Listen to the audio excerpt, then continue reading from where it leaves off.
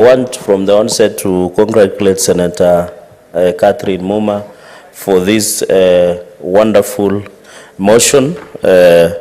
Mr. Speaker, sir, I think as we go into the future, there are many things that were not regulated before, but now, Mr. Speaker, is being regulated by the, is yet to be recognized. Mr. Speaker, many years ago in this country, when we came up with the Tobacco Control Act, Cap 245A, people used to know of the traditional smoking, buying the physical cigarette, and that is why, Mr. Speaker, there were aspects where a smoking zone was being designated. I think there was a debate when some of us were still very young. And this e-cigarette, I interacted with a very senior person. I don't want to divulge who he was. When we were in New York at the United Nations General Assembly in 2017. At that time, Mr. Speaker, it had not become common. It was associated with cool kids and people with means. And we didn't find it unusual because the room we were in was a small room, one of the 7-star hotels in Manhattan in New York, Mr. Speaker. And we didn't notice anything unusual until we were told this is e-cigarette. And you don't see the smoke, but you see somebody turning into like getting drunk. And we found it very interesting, Mr. Speaker. So, Mr. Speaker, I think this is a new phenomena. These are small gadgets that either have battery or charged. Then they put, I think, a substance called aerosol. That substance, Mr. Speaker, and according to CDC, Center for Disease Control, Africa and the world, is that substance has nicotine. There is a wrong perception that e-cigarettes does not have nicotine. It has, and it has other substances like thick metals, Mr. Speaker, like lead and tin, that are cancer-causing. And when you smoke, because of the small particles, it goes right into deep of the lung. And that is why you have lung diseases among the smokers of e-cigarettes. Mr. Speaker, and therefore, the fact that nicotine is present as a substance, Mr. Speaker, also has an effect of growth. You know, young people grow up to mid-20s, according to some research, and the good doctor is seated next to me. It will also stifle the growth. And it's not good for the youth because allegedly, although this has not been proven, by the way, Mr. Speaker, the FDA and CDC are yet to give us conclusive aspect of the effect of e-cigarette. But there is a thinking that people who smoke e-cigarettes, they have their brains continue to shrink, and therefore growth is stunted and it is not good. And people also pregnant, Mr. Speaker, the youth, and it is not good. It is just like normal cigarettes. I think CDC, Mr. Speaker, and I know Madam Senator Catherine Muma, who I'm told she is nursing some ambitions of leading some county, will tell you, Mr. Speaker, sorry, is they will tell you that the existence of some of these substances that I've mentioned that are cancer causing. And that is why I always see young people, Mr. Speaker, in places when they are pickering sherehe, Mr. Speaker, they do it with passion and compassion at the same time. Mr. Speaker, after 5-10 years, they put, Mr. Speaker, Kenyans for Kenyans, and put a Safaricom pay bill that they have to be flown to India because of these cancer issues, Mr. Speaker. I think it's about lifestyle diseases. As a country, we must be honest and tell the young people, me being one of them, that the way you lead your life, Mr. Speaker, will have tremendous and very bad effects. Because 5 years, you are enjoying yourself, you are drinking, abusing substance, be it nicotine, cocaine, bank, and others, Mr. Speaker. But 5-10 years to go, 5-10 years later, you are calling us for an Arambe to go for India to treat cancer. Mr. Speaker, I think this is a conversation. I want to ask Senator Muma, she can start by amending Tobacco Control Act, Cap 245A, which was revised in 2012, and maybe bring an amendment to that act so that we can see this new phenomena of e-cigarette, Mr. Speaker. So, Speaker, many people, and I think there is a wrong perception, especially for chronic smokers, that smoking e-cigarette will will assist in quit smoking. No, it doesn't. The people who think, and it has, the research has shown, there was a wrong perception, Mr. Speaker, and I think we need to call out these companies. And Senator Kati, you should even summon them here. Because if they are selling in Kenya, which means they are present, and I know they are international companies.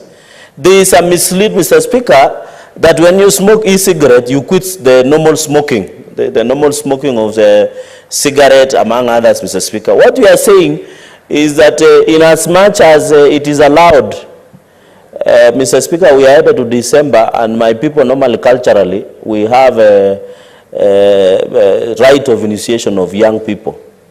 And there is some special, I know also Western, where my neighbor comes from, and where Kati comes from, Mr. Speaker, we are allowed to take some substances up to some level.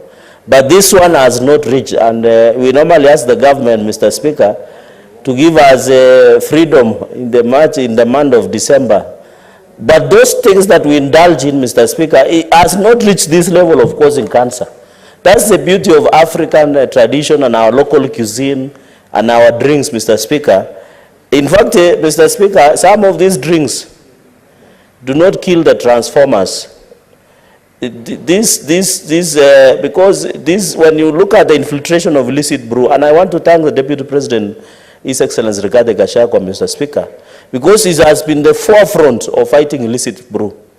And these are part of substance abuse, including the e-cigarette, the shisha, the normal cigarettes that people smoke, the bank, the substance abuse, Mr. Speaker. The effect that it has on human body cannot be equated, Mr. Speaker. And you remember in Genesis, Mr. Speaker, for us who are Christian believers, and I can see our parliamentary prayer coordinator, Senator Manso, who was leading the National Prayer Breakfast the other day, is that we have an obligation to fill the wall.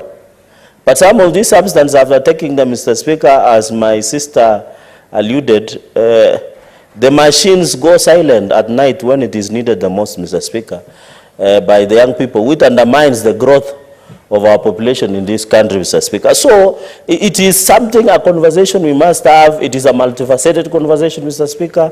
And I want to ask, as a Senate and Parliament, to take the lead, engage health, engage CDC, engage other health research institutes, KEMRI, so that our people can get the truth. And Senator Kati, you should demand from these makers of e-cigarettes to also display in the e-cigarettes, Mr. Speaker, to say smoking of e-cigarette is harmful to your health, just the way the cigarettes are being done, Mr. Speaker.